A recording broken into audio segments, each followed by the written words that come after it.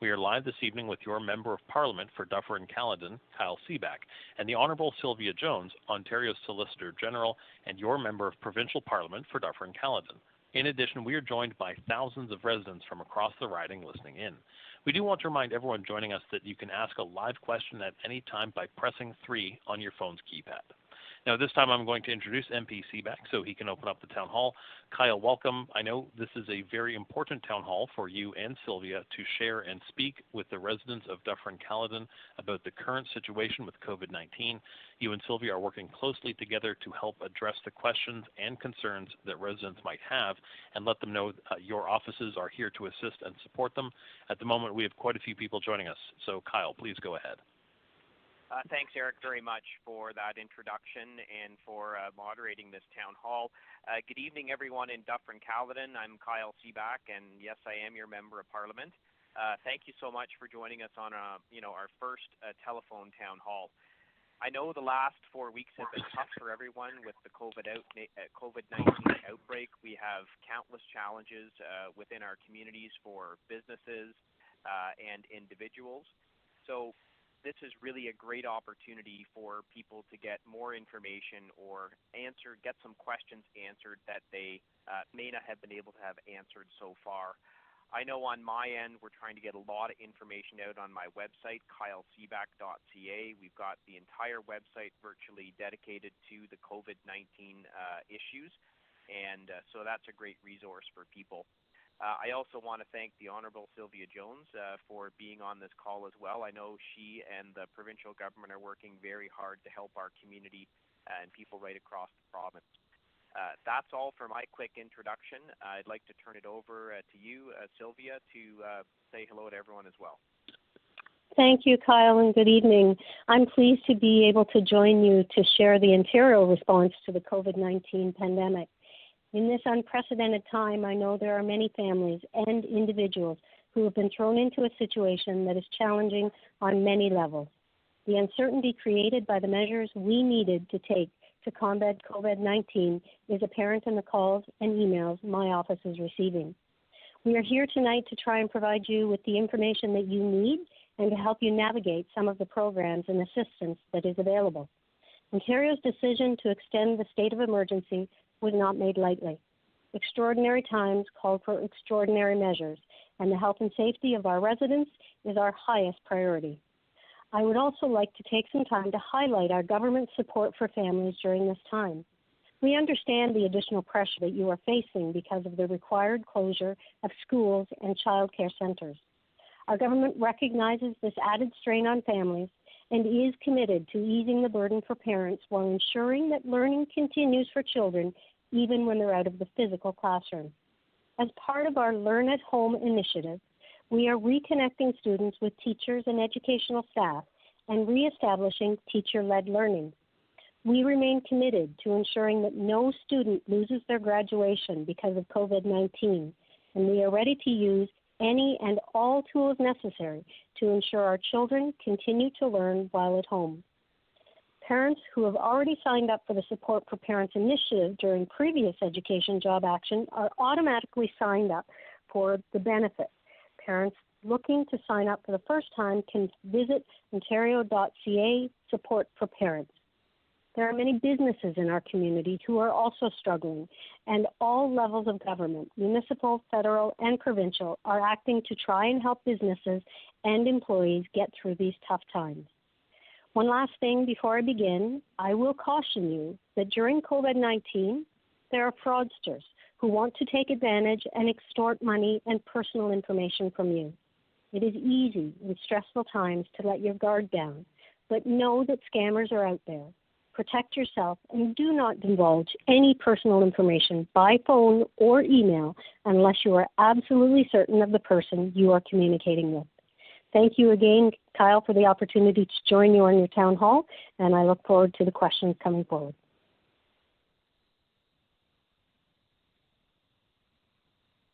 Back to you, Eric. Well, we do have our first live questions coming up now. So what we're going to do is, just before we get to that, we actually have a survey question. For everyone joining us, you can use your touch-tone phone to indicate your response on the following question. We want to know, do you think the Government of Canada is handling the COVID-19 situation well? If yes, press 1. If not, press 2. And if you are unsure, press 3. So again, do you think the Government of Canada is handling the COVID-19 situation well? If yes, press 1. If not, press 2. And if you are unsure, press 3. We have our first live question coming up from John, who is joining us live now. John, welcome. Hi. Thank you. Thank you for taking my call. Glad to have you on the phone, John. Well, it came out of surprise to me. I didn't expect it. So my first question that came out is something that I've been worrying about, people that own businesses. In this particular case that I mentioned was restaurants.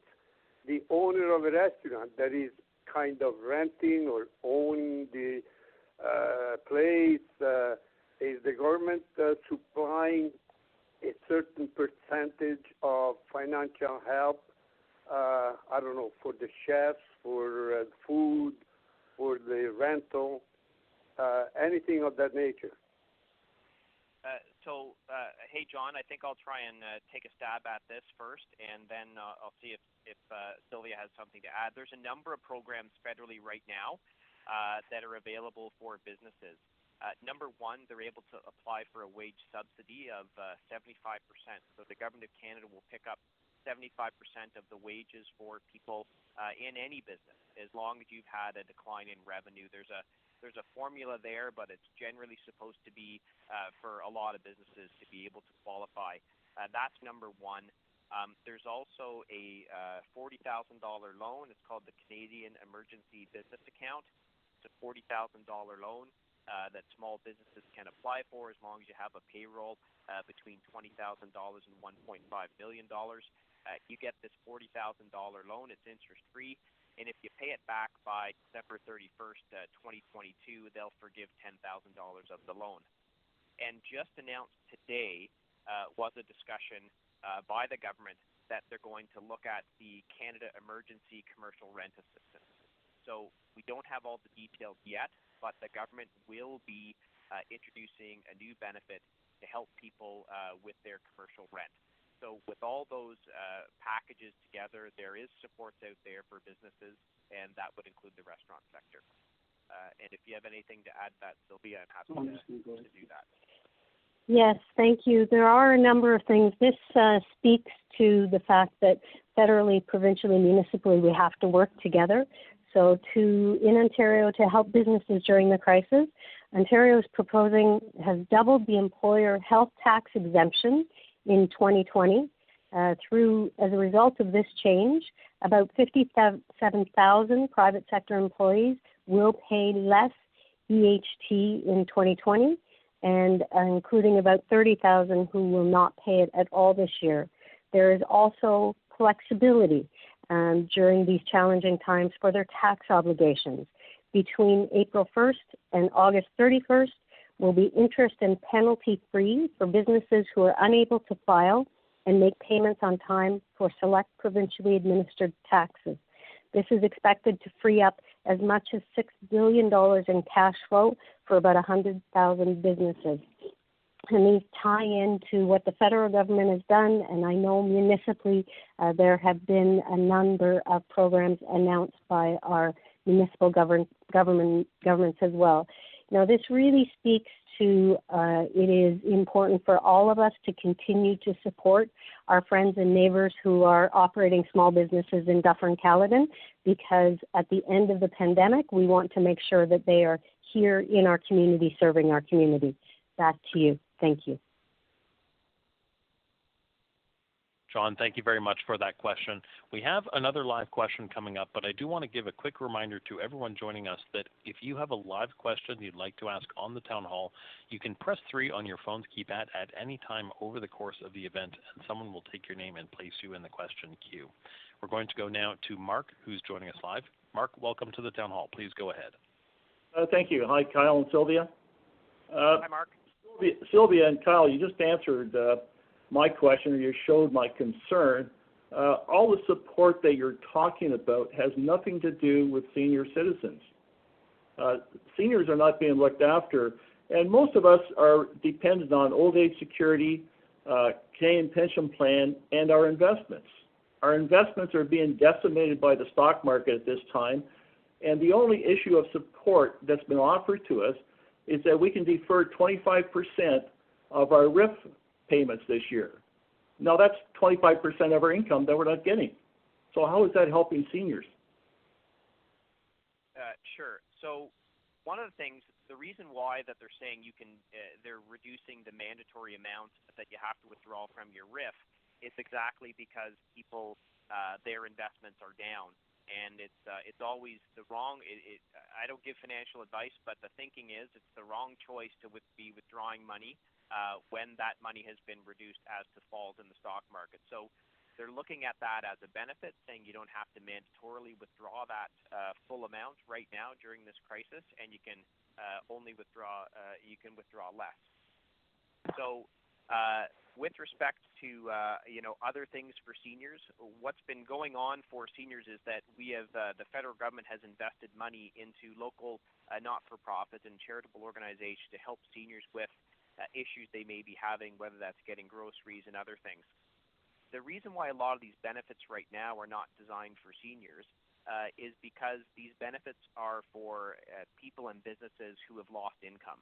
And with respect to seniors, if there's a senior who's employed and working and they've lost their job, they're eligible for CERB, the income replacement.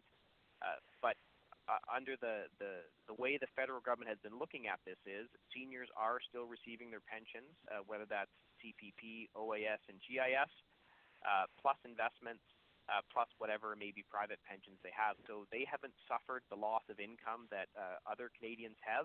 And that's why these benefits are generally designed for them. And Sylvia, if you have some comments, feel free to go forward with that.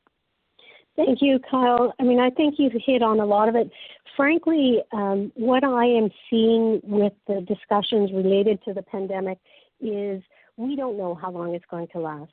So what we are doing as a government and with cooperation federally and municipally is dealing with the immediate issues and then moving forward. These programs that we are talking about tonight are not, in my opinion, going to be the last of the programs that end up having to be brought forward.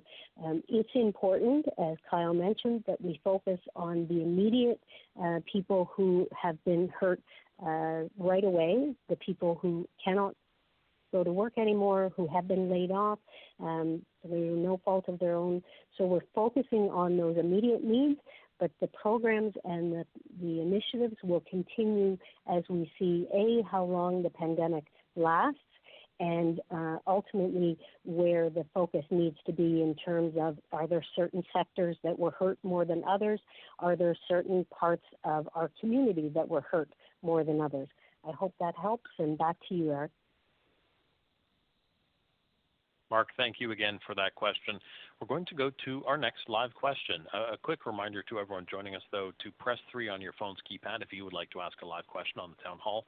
Someone will take your name and place you in the question queue. We're going to go now to Knapp, who's joining us live. Knapp, welcome. Thank you very much. My question tonight was, how bad is it in Dufferin County? Is it because the numbers always change from, obviously, from 1 hour to the other hour. Do you have approximately how bad is it? Thanks, Nat, for the question. So what the latest information that I saw with respect to the number of COVID-19 cases in Dufferin was approximately 55. And Sylvia, you might have did numbers different than that, and around 41 or 42 in Caledon.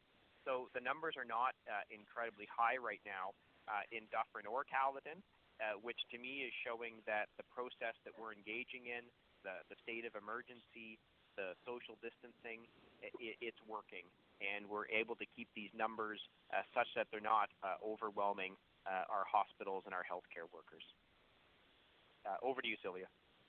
Thank you, Kyle. So yes, my numbers for Dufferin and Nav, you're absolutely right. The numbers do change. As of midday today in Dufferin County, it was 57 cases with 3 fatalities, and in Caledon, it was 45 cases with 1 fatality. I think the really important piece of this is what we are seeing is with the addition of more testing, we are seeing that there are more cases and more outbreaks in our long-term care facilities and our conjugate living, so group home type operations. We really need to continue and see that the social isolation, the physical distancing truly is making a difference in ensuring that we are not spreading it community-wide.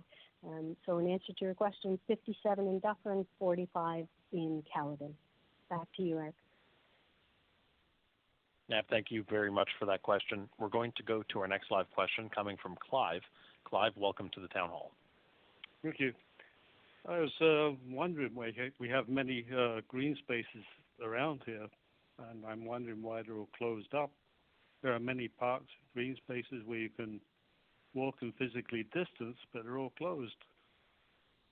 And why can't we open them up? There's huge tracts of land in Dufferin County. Hi, Clive, and thanks for the question. I think the issue is that the fear is that by opening up our parks to use, people will not socially distance appropriately. Same thing, I know near my house in Orangeville, we have a wonderful little playground for children. And of course, people with young children certainly would love to have their kids to be out there playing on the playground when, we're all social distancing. But the challenge is, how do you get children to social distance on a playground? COVID-19 can stay on surfaces for certain periods of time, so there's no system to make sure that the playgrounds would be sanitized all the time.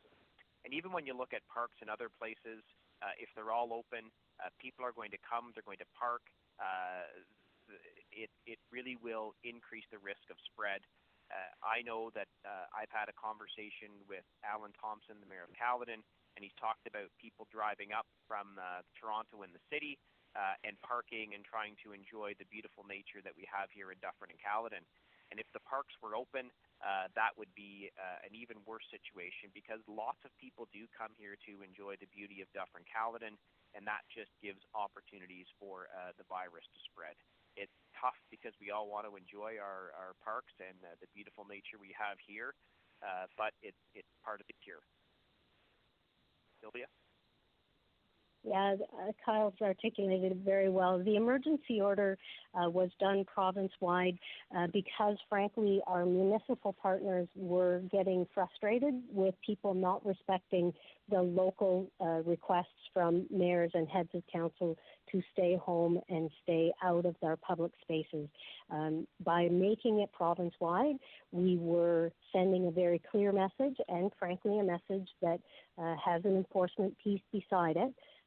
That ensures people don't congregate and loiter and therefore spread COVID-19. And I will say, and I just got off a 3-hour cabinet call, that ability for us to continue the physical distancing piece is probably the most important thing we as individuals can do to ensure that the COVID-19 does not spread in the same way that it has in other parts of the world. Thank you. Back to you, Eric. Clive, thank you again for that question. We're going to go to another live question, and a quick reminder to everyone to press 3 on your phone's keypad if you'd like to ask a live question. We have Bob, who's joining the town hall now. Bob, welcome. Please go ahead. Yes. This is to do with small businesses like landscapers and all that, and I'm in the water well business and all that. But what I'm interested in is, like, we're down like 90% to where we can't do anything. I am actually able to go out, but the businesses fell totally right off. The real estate is dying down and everything. I'm just wondering, am I eligible to, and with the other people that I work with all the time in different companies, are they eligible, like, to be able to get something to help them? You know, no matter what it is, it all helps. So. Yeah, Bob, absolutely. So I talked about some of these things earlier before. Your business would, may very well qualify for the Canada Emergency Business Account. I talked about that. It's a $40,000 loan through financial institutions and credit unions. It's interest-free. If you pay it all back by December of 2022, $10,000 of the loan will be forgiven. The qualifications are payroll between $20,000 and $1.5 million. There's also the Canadian wage subsidy, which would allow you to apply for a wage subsidy from the federal government of 75% of your payroll. There are some limits to that. I don't need to go into right now. If you need those specifics, you can get in touch with my office. So that will help you with 75%. There's now also being announced the new commercial rent, Canadian Emergency Commercial Rent Assistance. So that's going to be available as well if you have rent that you have to pay for a commercial unit. So I also want to let you know that you can defer filing or making installment payments on your income tax federally. I know Sylvia mentioned that provincially, so you've got that as well. You're also don't have to remit your HST payments. You get to defer those as well. So all of those things are supposed to allow for some cash flow into your business. There are a few other little niche programs that are available that I'm not going to get into right now. They're all available on my website, kyleseeback.ca. And of course, if you have a really specific question, you can send me an email, which is kyle.seeback@parl, that's PARL.gc.ca, or give us a call anytime, 519-941-1832. And I'll turn that over to you now, Sylvia. Thank you, Kyle. The only thing I would add to what Kyle has already referenced is for businesses that are having challenges establishing whether they are in fact considered essential or must close or operate in a different manner, curbside delivery, that kind of takeout, I would direct people to a toll-free number, 1-888-444-3653. And again, all of these numbers and assistance offers are available, and please reach out to my community office to get further details if you have specific examples of either challenges in terms of knowing whether you are considered an essential business or whether you are an employee and you have concerns about not feeling safe at work because you believe that the physical distancing piece or the health and safety cleaning is not happening at a level that is appropriate during the pandemic. Back to you, Eric. Bob, thank you again for that question. We're going to go to another live question, but a quick survey question first. Again, you can use your touchtone phone to indicate your response. We want to know, is your Member of Parliament handling the COVID-19 outbreak well? If yes, press 1. If no, press 2. And if you are unsure, press 3. So again, is your Member of Parliament handling the COVID-19 outbreak well? If yes, press 1. If not, press 2. And if you are unsure, press 3. We have Peter, who's joining us live on the line now. Peter, welcome. Please go ahead. Thanks so much. First of all, I just want to convey a comment, and really what I want to do is convey my gratitude for the manner in which all governments at all levels are working together. I think we as Canadians are being very well served by our political representatives, and I'm sure that for both of you this is a significant challenge, and it's greatly appreciated. Not to say, of course, that everything is going perfectly, but the effort matters, and I'm very thankful. That said, I appreciate that ultimately this situation goes away when a therapy or vaccine is broadly available, and as such, the situation is very dynamic and obviously very challenging to plan in. But it would be helpful to understand soon, not necessarily in this call, but at some point, what the factors are that governments federal, provincial, municipal see as the requirements for starting to open the economy up are? Is there, for example, a threshold of active cases below which the medical experts believe that things can get going again? Peter, thanks for the comment, and thanks for the question. It's a good one. I don't have an answer to that right now. It is definitely something that I and my colleagues have been raising with the government in Ottawa. What are the terms and conditions that you're looking for in order to move things forward?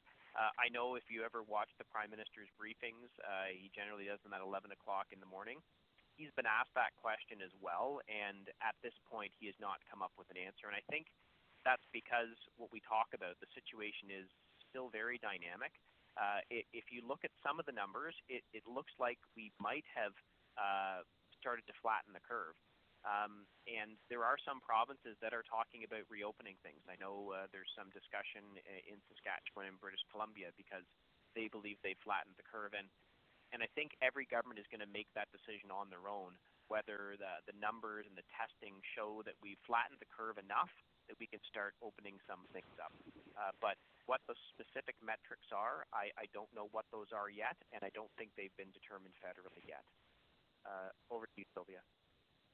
Thank you, Kyle. Peter, you have hit on probably the most important discussion that we have as a caucus and a cabinet on a daily basis, and that is trying to establish when we can start to turn around and open up some of the economic factors.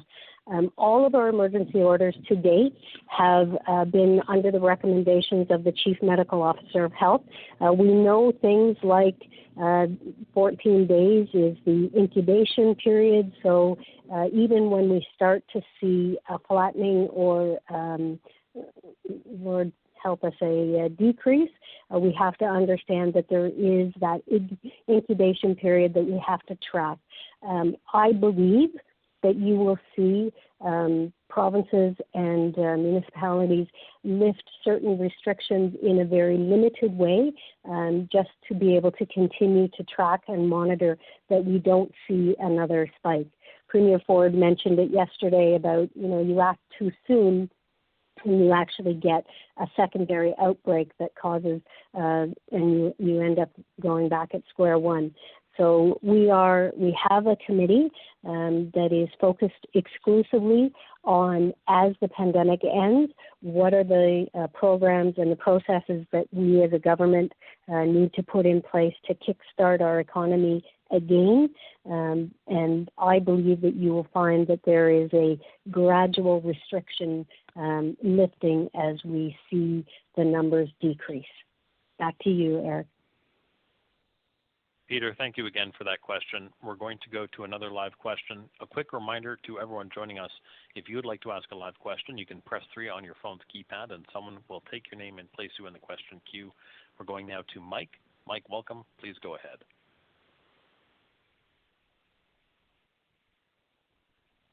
Hello, Mike. You're joining us live on the line. Please go ahead with your question. Oh, okay. The first question is, the non-essential businesses, can they be open, close to the public, but open for curbside business? You know what? I don't know the answer to that question. I don't know if you do or not, Sylvia. Yeah, I can probably help with that, Mike. It's probably best that we deal direct, but as a general rule, if you can operate your business by not interacting with the public and not having the 5 people in the physical space, that you're probably okay. I will caveat that, because while Kyle is a lawyer, I am not. I would ask that we have a conversation in more depth about specifically what example would you be giving. But as a general rule, curbside delivery, pickup, drive-in options have been available, and it's frankly one of the ways our restaurants have been able to at least keep some staff on retainer. Thank you. Over to you, Eric. We have another live question coming up now. This one's going to be from Liz. Liz, welcome to the town hall. Please go ahead. Yes, thank you, Kyle and Sylvia, and thank you for hosting this tonight. I have just a couple of concerns as a resident of Dufferin County, and one of them is addressed to you, Kyle, and the other one is for Sylvia. I'll go with the Sylvia one first, and on a daily basis, I hear Mr. Ford do his press conference live, and then I hear the news and everything else. And what's really upsetting to me and concerning is the senior citizens in nursing homes, the number of deaths and the number of sick people and the number of staff.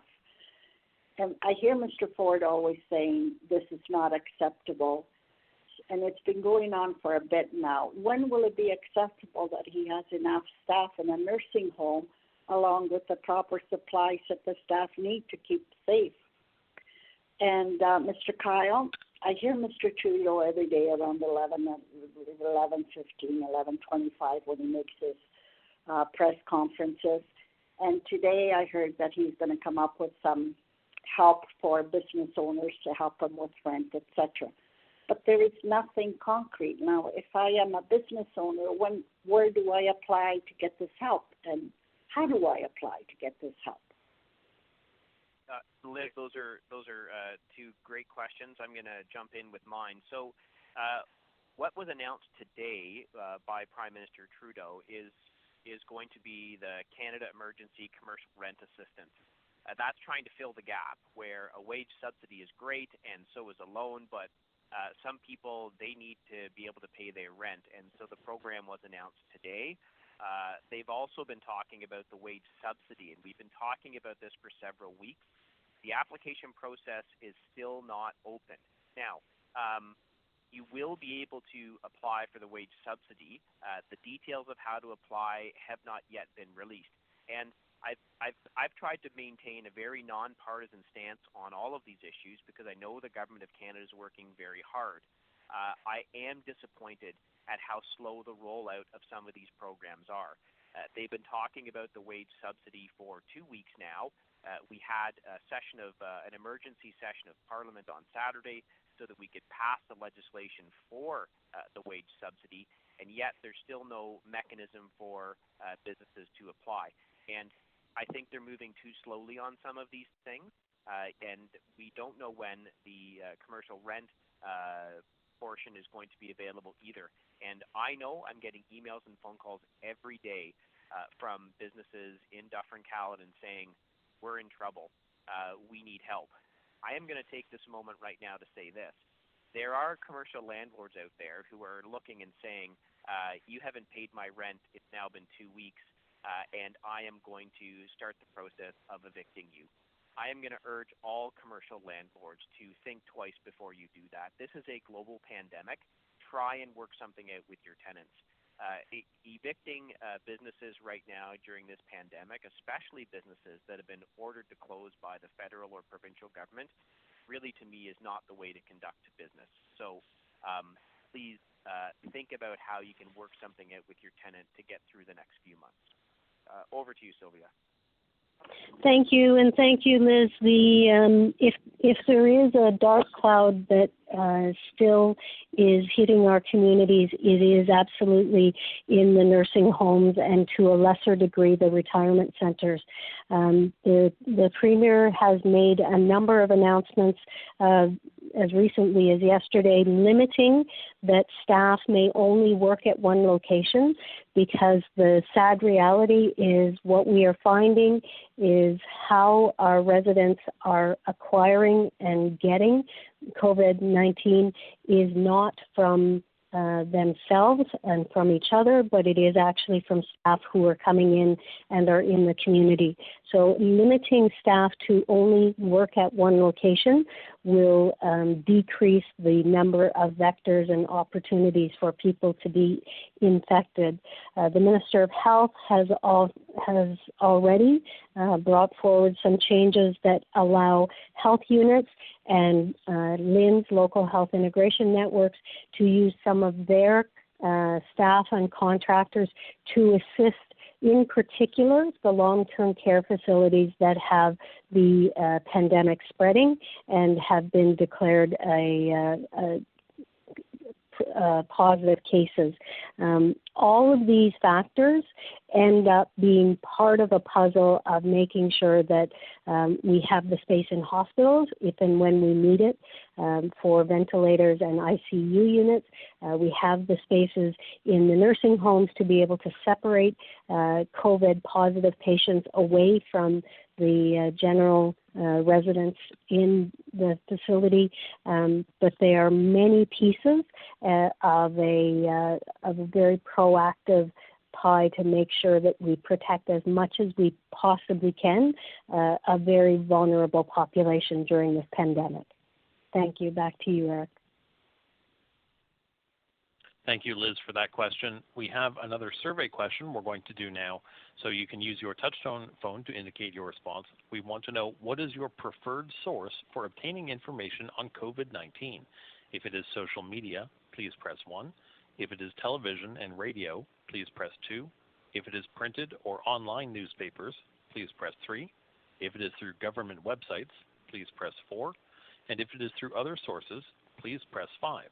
So again, what is your preferred source for obtaining information on COVID-19? If it is social media, please press 1. If it is television and radio, please press 2.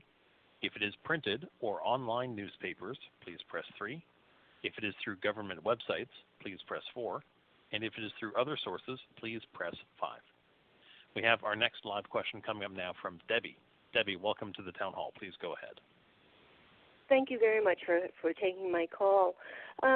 Mine is more of a personal nature because income tax season is upon us, and being seniors, like we're in our 80s, we use a tax service. So I'm wondering, will we be given a grace period because we're in isolation right now? So if we don't make the deadline, are we going to be penalized? That's a great question, Debbie, and thanks for asking that. Absolutely not. So the deadline to file your taxes has been extended both for personal and for business, and there will be no interest or penalties for people who are missing the traditional deadline.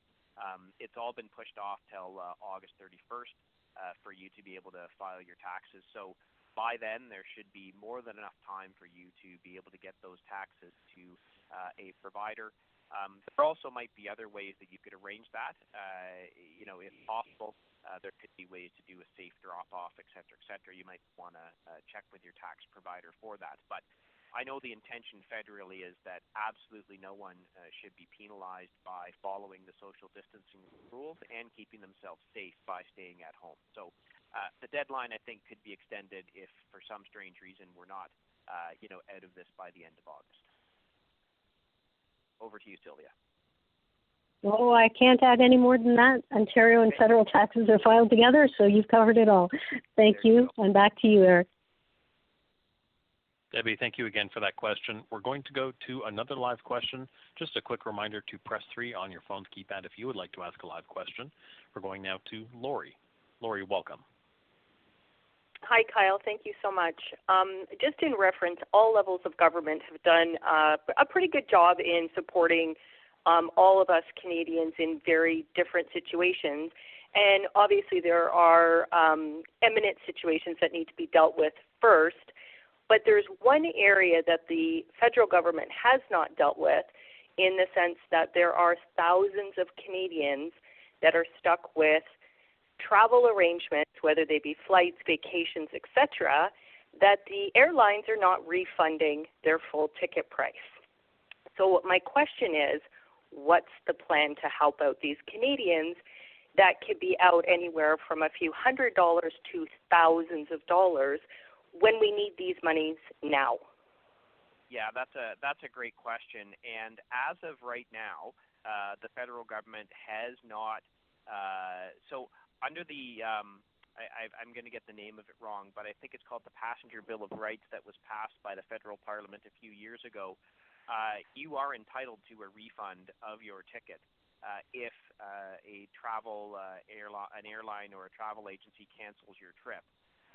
The difficulty is there's been a different interpretation by the Canadian Transportation Authority, and they've said that refunds don't have to be issued credits.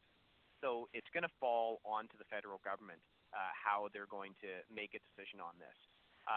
Yes, I think, and what I've been telling people right now is the government is really, really pressed with trying to deal with this emergency, which is making sure that we're flattening the curve, getting people into social distancing, and getting monies into people's pockets, people who have lost their jobs, businesses who have suffered a decline in revenues. There is going to be a conversation on this going forward, and I can tell you my position is that the airlines have to refund money. They can't just give people credits. And the airlines are suffering, as we all know, because this is tough on the airline business as air travel is greatly restricted. But I can tell you what my personal position is going to be, and what I'm going to push with my party when we get back into Parliament is there should be no bailout money for airlines who are struggling unless they're going to refund Canadians the ticket prices for the tickets that were canceled. I don't know that that's a provincial issue, so unless you have something to add, Sylvia, I will turn it back over to Eric.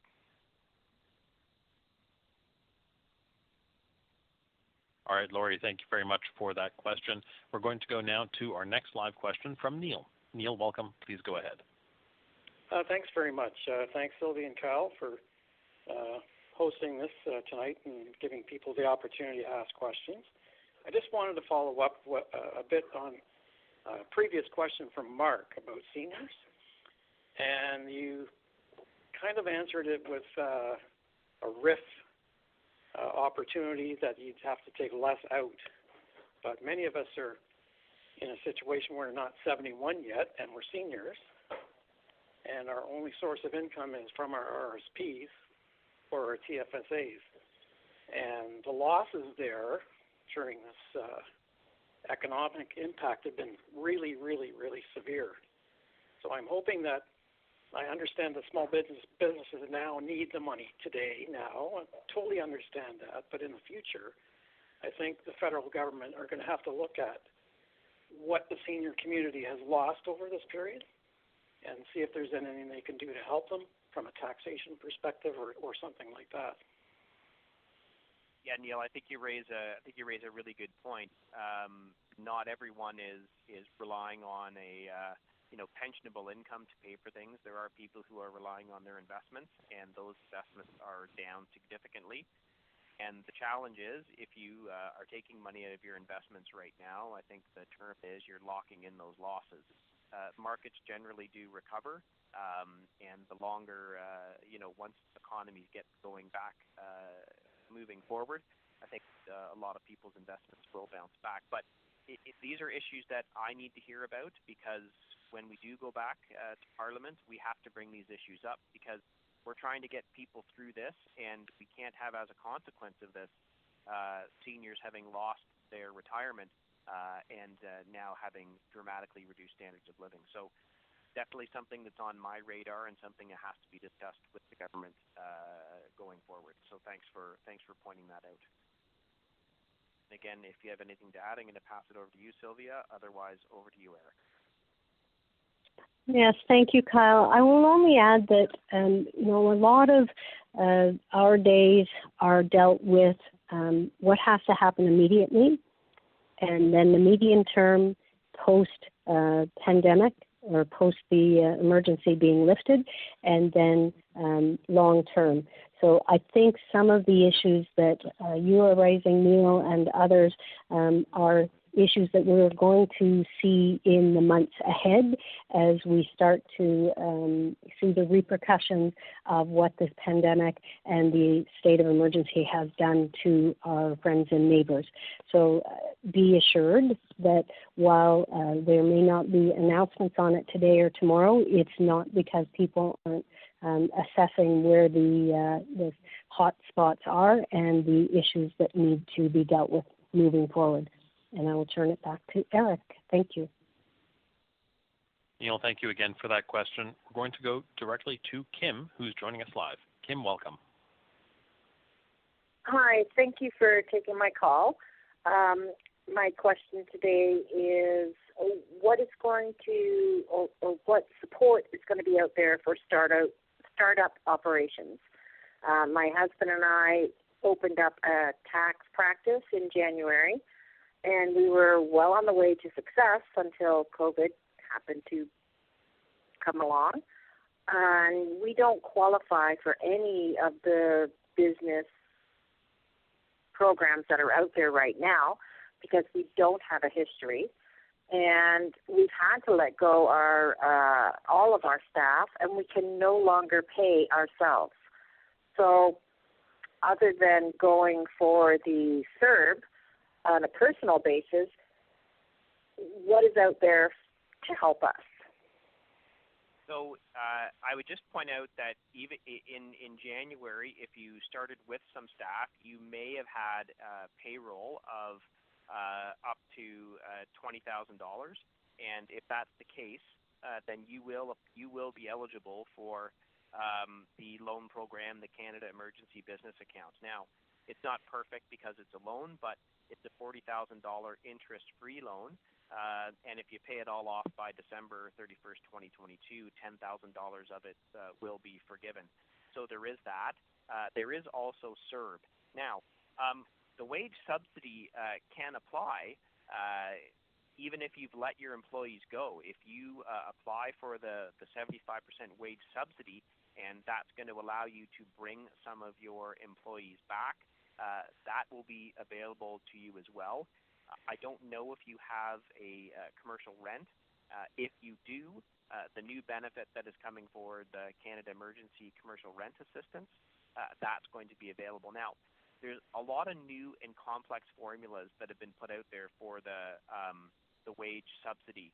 So I'd ask you to send an email to my office, and that's kyle.seeback@parle.gc.ca, or give us a phone call, 519-941-1832, with all of your specifics, and we'll look at all the programs to see which ones your particular business might actually qualify for, because I think there's a few, and if we get all the specifics, I might be able to find more. And I'll turn that over to you now, Sylvia. Thank you, Kyle. So, Kim, I would urge you to also reach out to my office because Ontario does have some regional opportunity investment tax credits that may be appropriate, as you say, to support startup operations moving forward. Again, there is a very specialized economic clustering of ministries that are reviewing what needs to happen post-pandemic, post the lifting of the essential services restrictions. And I would encourage you and others on the line to keep monitoring our websites, to keep finding out, because literally there are announcements being made every day on programs that are changing and opportunities. I think what we are discovering, governments of all three levels, is we find the areas that have not been captured with the already announced programs. So we will continue to modify and fine-tune to make sure that the most number of people get the support that they need in the months ahead. Thank you, Kim, and back to you, Eric.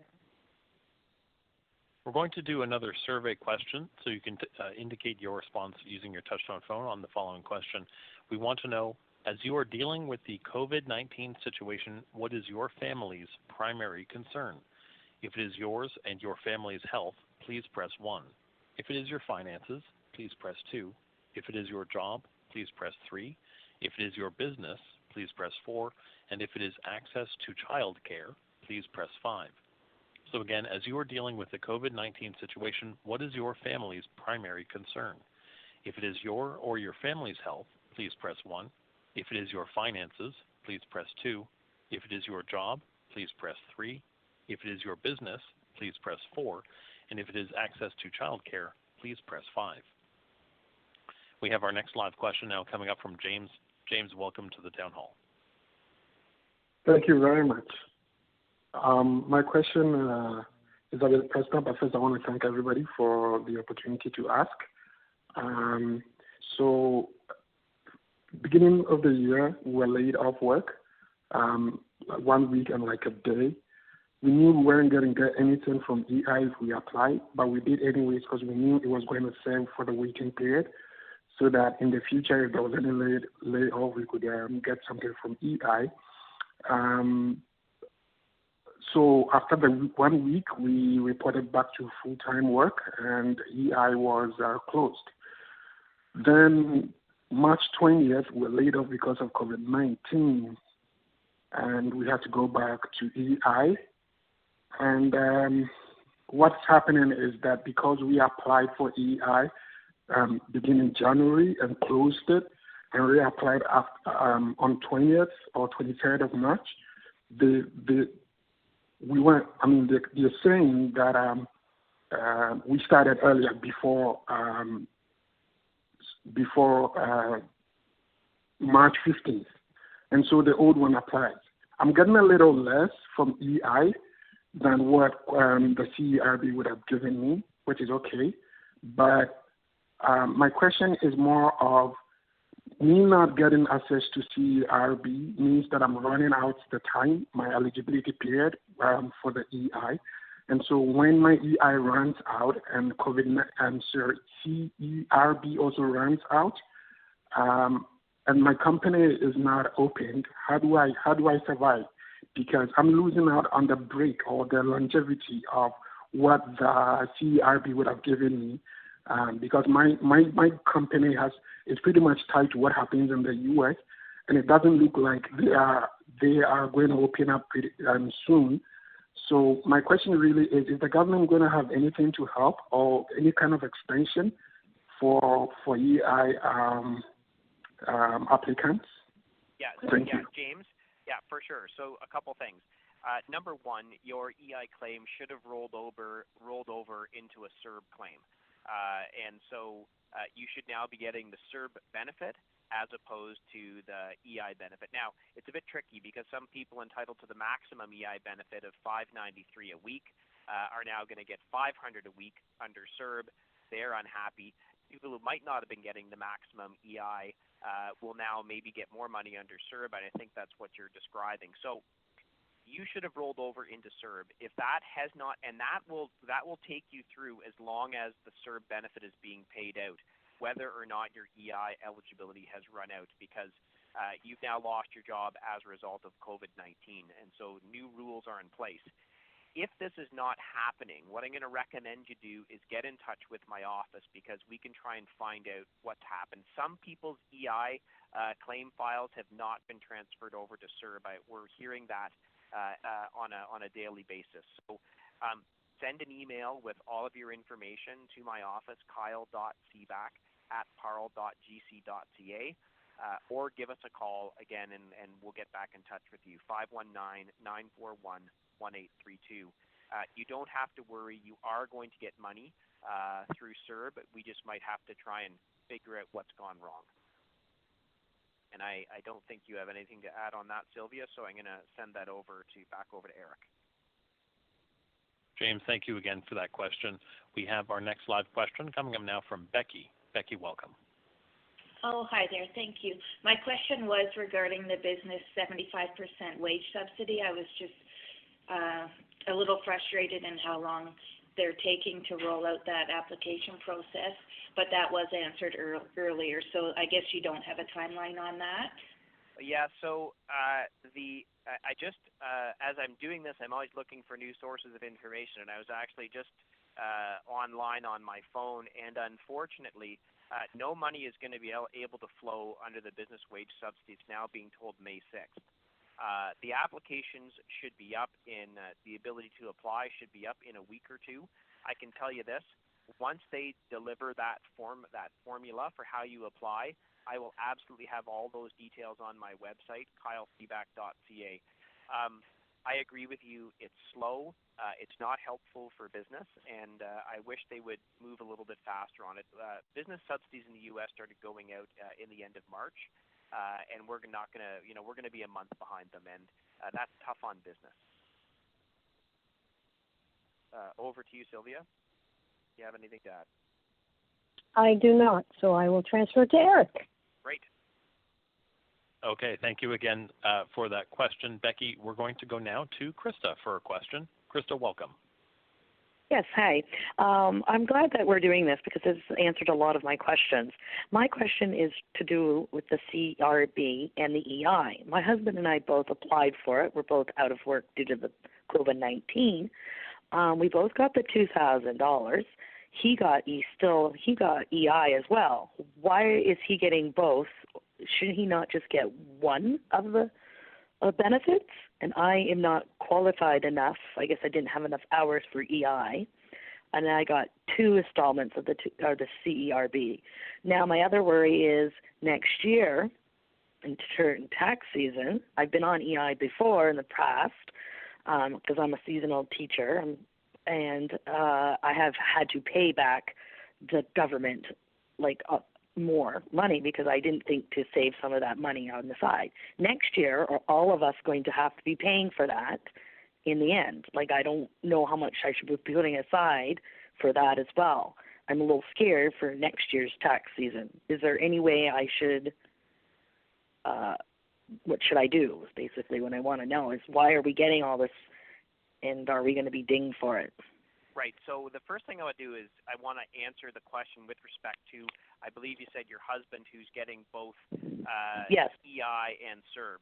So there can be an overlap where your EI benefits kicked in before CERB, so you might get a small payment of EI and also you got CERB. But we would actually need to look into that specifically with respect to your husband. I do want to say this very clearly for people. You are not entitled to both. There have been cases, we've had calls of people who are getting their full EI benefit and they are also getting their full CERB benefit as well. You're going to have to repay the benefit you're not entitled to, which would be the EI benefit. So that's what you have to be really, really, really careful for. Everybody else, if you're receiving the benefit, there's not going to be any surprises when you file your taxes next year. It's the benefit that you're entitled to. So, Krista, please call my office, 519-941-1832. Leave a message because, again, we're social distancing in my office, and one of my staff will call you back. They'll get the details, and they'll look into what's going on with your husband's benefit. And I think I'll pass it back over to you, Eric. Well, thank you very much to Krista for that question. Now, Kyle and Sylvia, we're actually just about reaching the end of the event. With the last couple minutes, were there some closing remarks you would both like to share? Sure. I just want to say a couple things. I'm really proud of how our community has been rallying during this time. When you look, whether it's on social media or in the newspapers, there's the caremongering, Facebook group that's going on. People are delivering meals to those who can't get out. People are delivering groceries. We are social distancing really well. I see it, in and around the community. So I want to tell everyone in Dufferin-Caledon, thanks for all the hard work. I know it's not easy. We're absolutely going to get through this. On the other side, I want to say my office is always available to answer questions. Please, if you have a question, send an email, kyle.seeback@parle.gc.ca, or give us a call, 519-941-1832. We can answer all your questions with respect to entitlement to wage subsidies, CERB, any other benefit the government is offering, or any concerns you may have with respect to your employment, et cetera, et cetera. So we really want to be there for people during this time. So always feel free to reach out. And other than that, keep up the good work, Dufferin-Caledon. Over to you, Sylvia. Thank you, Kyle, and thanks for organizing this telephone town hall. I think it was a really excellent opportunity for us to connect directly with the concerns that people are raising. I would also want to reiterate, April is volunteer month, and normally we would be celebrating volunteers and hosting events to market. So COVID-19 has literally changed how we are approaching our work and our service to the community. For individuals who are interested in making some connections volunteer-wise, the Ontario government has launched a platform called SPARK, S-P-A-R-K, Ontario, and it is to connect volunteers who want to help with community organizations that are helping seniors in isolation, individuals who have disabilities and are struggling with the restrictions caused by COVID-19.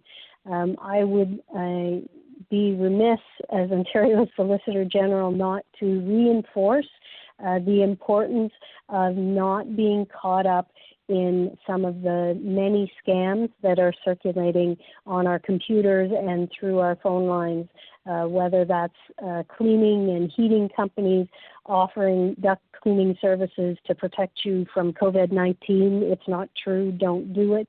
The amount of phishing and sketchy individuals who are attempting to take advantage of us as we are stressed and concerned is something that I would like you to be very vigilant with. Your family and friends, make sure they understand that Red Cross does not offer free medical products for a donation or masks.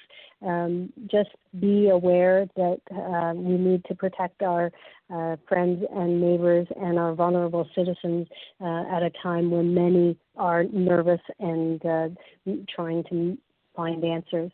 So for individuals who have specific questions, always reach out. Our office is available and continues to serve you by answering emails and phone at 1-800-265-1603. And again, stay safe, and we'll get through this together. Back to you. Thank you. Thank you again to everyone for joining us this evening. If you still have any questions or any feedback on today's telephone town hall, I do want to remind you that you can email those in to MP Kyle Seeback and MPP Sylvia Jones. You can email those questions and feedback to Kyle at kyle.seeback@parle.gc.ca or Sylvia at sylvia.jonesco@pc.ola.org. Again, please email your questions and feedback to Kyle at kyle.seeback@parle.gc.ca or Sylvia at sylvia.jonesco@pc.ola.org. Thank you again to everyone for joining us, and have a good night.